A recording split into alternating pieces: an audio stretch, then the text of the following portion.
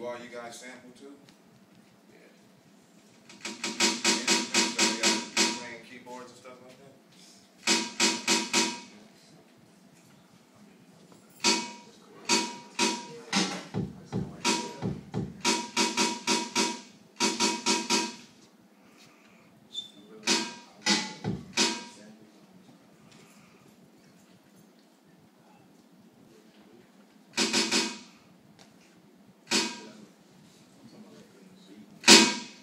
Look how they hung the banners. That'll be a way to hang banners in classrooms.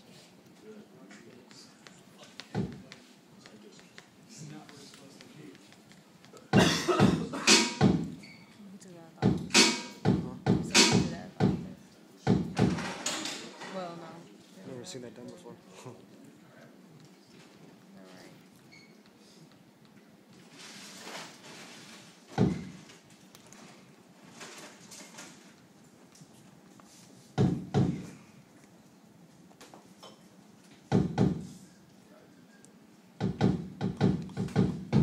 While he's doing that, do we have any questions? I got a question. Who's your favorite artist to work with? My favorite artist to work with? Myself. You got two? Yeah, I do. I'm on his record on a song called Home. I think it's the last song. What you go by again? Vitamin D. You got a video? You guys got a video for that song? Yeah, he's the first guy in the video. Yeah, I see.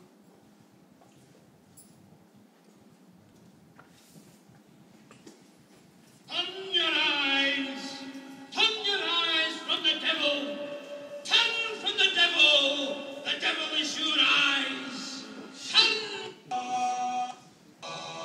Turn your eyes from the devil. Turn from the devil. The devil is your eyes. Turn.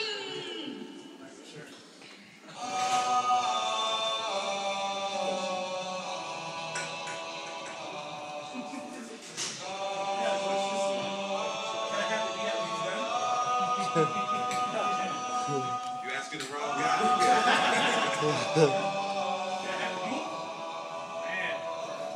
If it comes out too dope, man, I'm sure he's gonna deny you that one. See how it turns out. That's giving away money for him.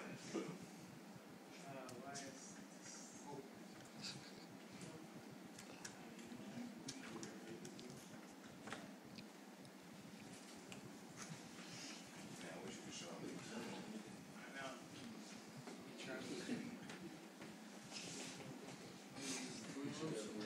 Nah, he's using the ASR 10 rack mount. That's how he uses it. From the devil. The devil is your eyes. Turn.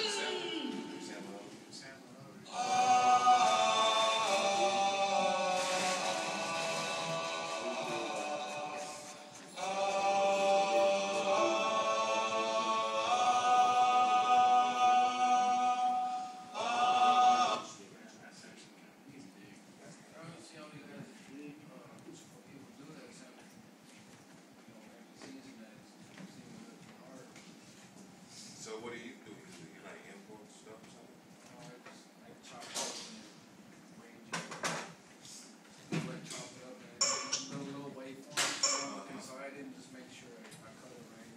So you look at the wave? See, I can't look at it all. I just gotta hear it. Yeah, we're from, that's that old school, new school though, man. You guys come from it where it's on the screen, but on ASR you don't never see the wave on the screen. You just use your ears.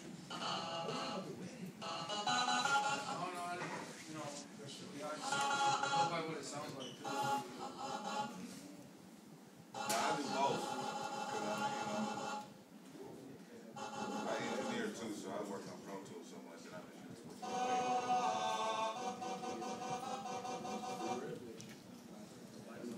Do we have any engineers in the house? Anybody that know how to mix records, like record vocals, anything like that? Oh, yeah.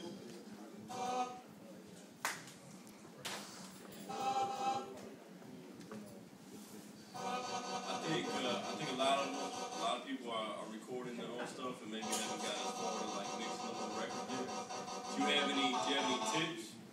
Tips for oh, I got plenty of tips for mixing.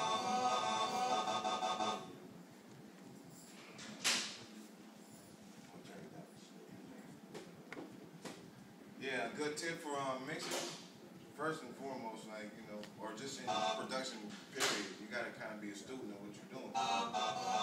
The main thing to do, or I know before I go in the studio and mix a track, I listen to my favorite record in the studio. Just so if it's my favorite record, I already know what it's supposed to sound like. I know what good sound is. Can't help it, man. Nah, keep going. Put the headphones on, bro.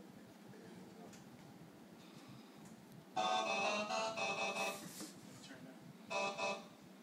Oh, you got the volume. Okay. Yeah, they have to be for me. Are you turning on the speaker? There we go. Let's turn it on. Well, like a record I usually listen to before I start mixing would be like Chronic 2001. It's a record I listen to a million times. I know it sounds good no matter what sound system I put it on. So I go in the studio, I play like maybe the first 3 songs out the Chronic 2001, just to warm up my ears. And I bring up the track, whatever it is I'm mixing, you know, study the kicks and snares, kind of see what's there, and then from there, make it all put together. Usually the producer, if I'm not the producer's there next to me, and he has a concept of how he wants his beat to sound. So I listen to him. He might want me to turn his kick and his snare up or something. I'll give him suggestions too, like, you notice on Dre's record, or you notice when I bring these vocals in, you're not going to be able to have your sample that loud because it's going to take away from the rapper. So sometimes you got to find a balance that sounds good with everything and it still gets the point across. But the first thing you should do is, first of all, is listen to your favorite record, study your favorite records, you know what I'm saying? Figure out what makes it sound good and figure out the flaws in it too, you know what I'm saying? And then from there, take the techniques, you know, or whatever you hear it as, and apply it to what you're doing, you know what I'm saying? The same way with production, it's like, it's a fine line between biting, you know what I'm saying, and being influenced, but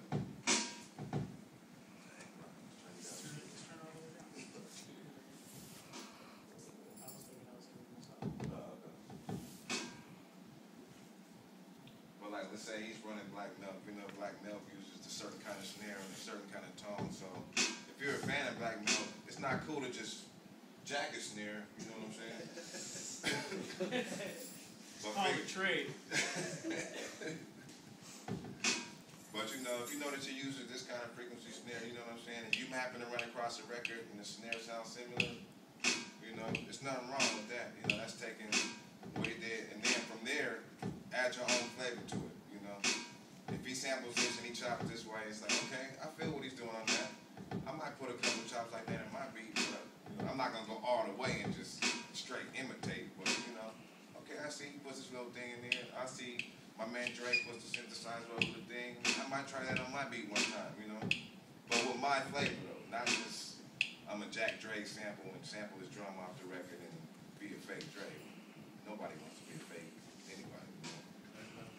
Or not in your heart, you know. Sometimes it pays off. What about if it comes out good though? Because I remember I was with Kanye West. I was with Kanye West and he said they took some drums off the Chronic 2001 and made a he did. Out of some. Just like he that had a new beat song and with put Jay-Z, them he drums stole on. Dilla drums and he made them sound great stuff. You know what I'm saying? Like I said, I wouldn't jack somebody's drums off their record. Yeah. Ain't them the same drums from Poker Face too? Yeah. Yeah. Same. Yeah. Yeah, that's right. Like I said, I wouldn't do that, but at the end of the day, it is about what sounds good, you know? So if it sounds good, and that's what it took for you to get there, then hey, man, do it, you know?